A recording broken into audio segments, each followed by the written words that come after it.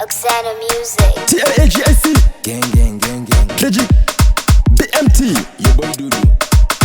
People don't care whatever is happening. They behaving like my bestie, but for you and in a friend. In and in a friend. But in the Zwaganaga. Then they oppose. One time I got so shot at first I was forced to become his friend. But for now I'm him.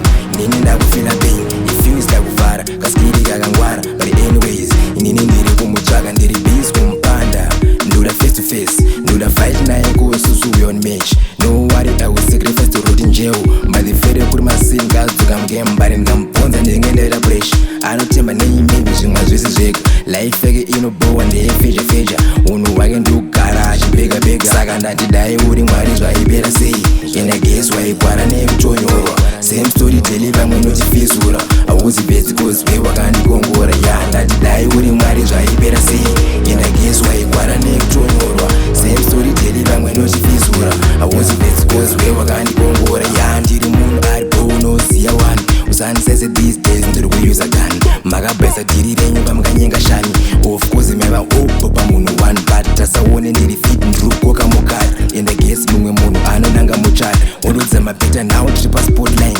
Kefiya kwamura mfambe zvenyongoma 9. Ya ndati amfambe zvenyongoma 9. Yeah, amuwanikira kuma 9. Ya amufambe zvenyongoma 9. Yeah, amubatikira kuma 9. Saka ndati dai uri mwari zvaipera sei.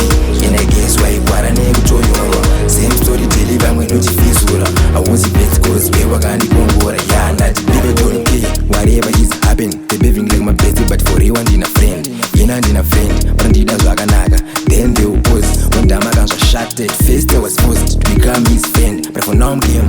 Nini ndakufila pain. It feels like uvara. Kaskiri kakangwara. But anyways, nini ndiri kumutsvaga ndiri busy kumpanda. Nduda face to face. Nduda fight naye kususu we on match. No worry, I will sacrifice to rot in jail. But the fede kuri masin guys to come game. But in Gamponza ndingendera brush. I don't tell my name maybe zvimwa zvese zvega.